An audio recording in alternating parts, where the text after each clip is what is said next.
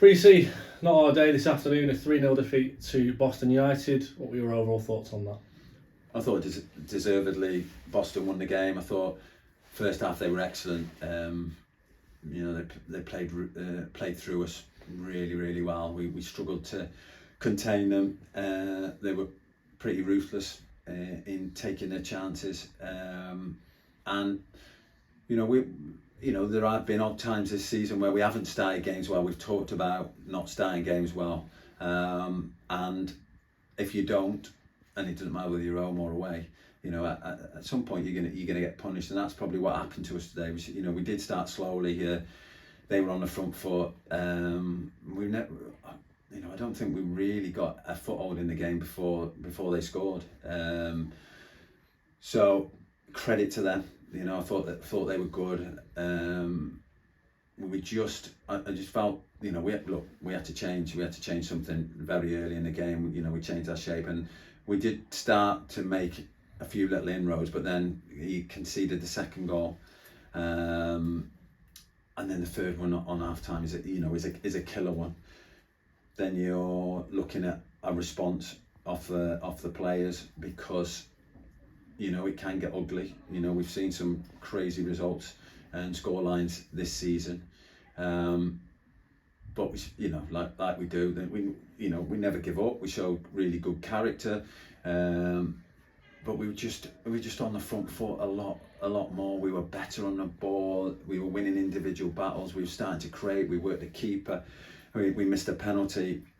The second half we could have got back in the game. And that was a message at half time, is that we get one here, and you just don't know because of what happened at their place. And obviously, the penalty, that's 3-1. There's plenty of time to go. I would have fancied us, to have a real good chance of getting back in the game. But we've got to start games better. We've got to learn from that. But I can just take, the positive I can take is the way that we went about it in the second half, because we stuck together, which is important. We didn't point fingers at each other. We all took responsibility, including myself, and we have to look at ourselves and see what we can do better and learn from it in the next 6 games to make sure that we're ready. Should we, get in the playoffs, then we've learned from this and make sure that it doesn't happen again. But like I say, credit to Boston. I thought they were really good in the first half. It's good a performance that's been here this season, but we were slightly off it, and probably you'd say all the team were off it. But maybe the only one was Jack Hazelhurst, who really looked anywhere near himself in the first half. Second half a lot better. Obviously the Jack sending off, could it be? It could be. It couldn't be. It's one of them. But and the way he ref the game, I would have thought, Nicholson would have got sent off. Would have got a yellow for the challenge, for the penalty, but didn't get one. So because of that, I felt it was a little bit harsh. But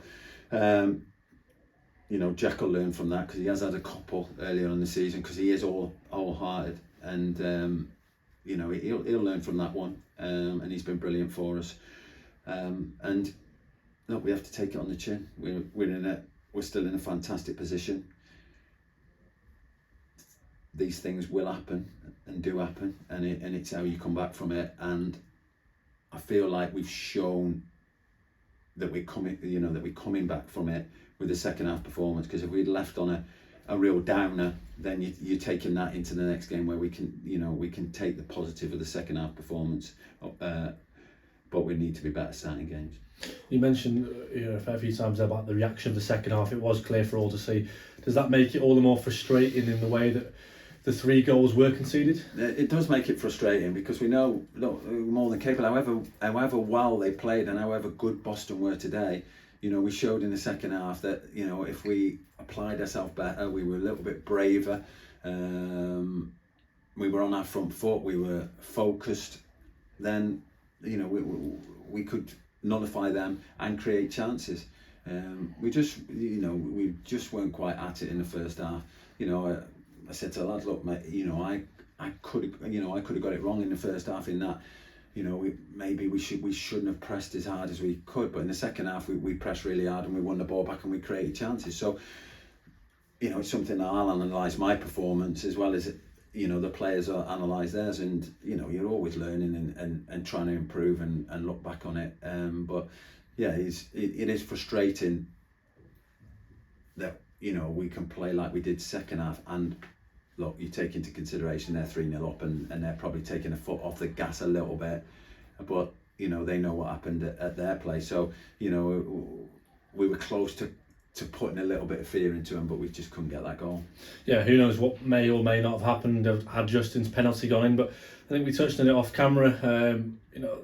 I think after we lost to Chester, we went on a run of 7 wins at home in a row, and this time here, we lost to Solihull in the trophy, and then have gone on a similar run of, I think it was again 7 or 8 wins in a row. And I think it's important that we take that into the final 2 home games of the season, don't you think? Yeah. Look, the home games will be key for us. We need to pick up those points, and then see what we can get away from home. Look, it's still there for us. We can still finish in those top three positions. It's still in our hands, which is a great position to be with 6 games to go. We'd have took that all day. And there's just lots. There's just lots to play for. You want to be playing for playoffs and promotion at this stage of the season when you're going into an Easter weekend, and we're in that position, and we're enjoying it. We didn't enjoy today, no doubt, but we've probably earned the right to have one of those performances because of how well we've done previously. We don't like it, and we need to do something about it, but when we wake up tomorrow morning and we look at the league table, we're still in a great position.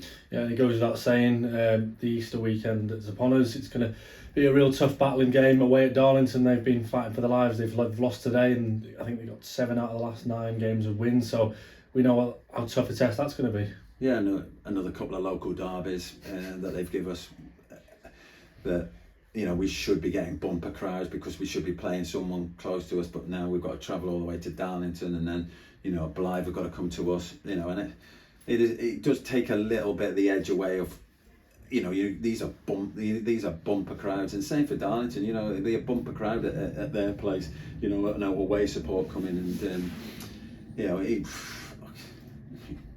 talked about it all season, but it's just a joke that we're sort of coupled in with the northeastern teams, but Darlington he's done a fantastic job since he's come in. Wow, they have really hit some form, and it's always a tough place to go, Darlington. We know that the fans are get behind their team, and look, we know it's going to be a really tough game, and they're fighting for their lives. We're fighting for our lives to get in the playoffs and finish as high as we can. So look, it's a big game for both teams. And then obviously we've got Blythe at home. I think are probably in that middle section of the league. So a lot of things can change over Easter, and we'll be looking to try and strengthen our position over those 2 games. But yeah, two tough games, and but they're the games that we look forward to.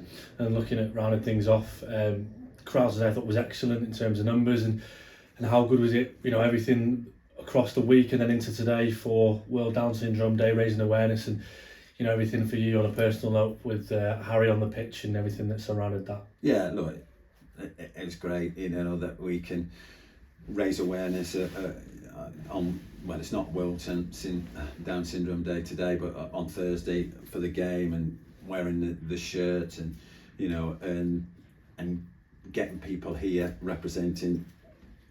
Look, Harry, is everything to me, and he's just a real gift, and it's great that everybody gets behind it, everybody joins in, everybody's wearing the socks, and it is just raising awareness. He's an unbelievable lad, and it's great to be involved in that. The club always gets behind initiatives. We've got it's prostate cancer as well, raising awareness about that. That's another thing.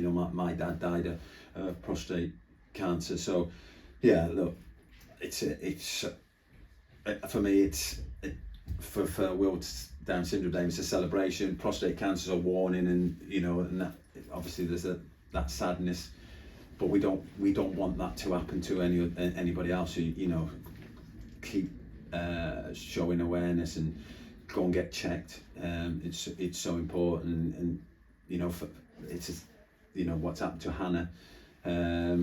Again, you know, we need everybody to just keep checking yourselves, you know, and the quicker you do, if anything is wrong, the more chance of you doing something about it. So yeah, it's great to be involved in all that, and with everything else going on with the Boys Zone and the Westlife, and you know, there's lots happening around the club that's really positive, and yeah, we all come together, and there's a great crowd, and we would have had fans from other clubs here today as well.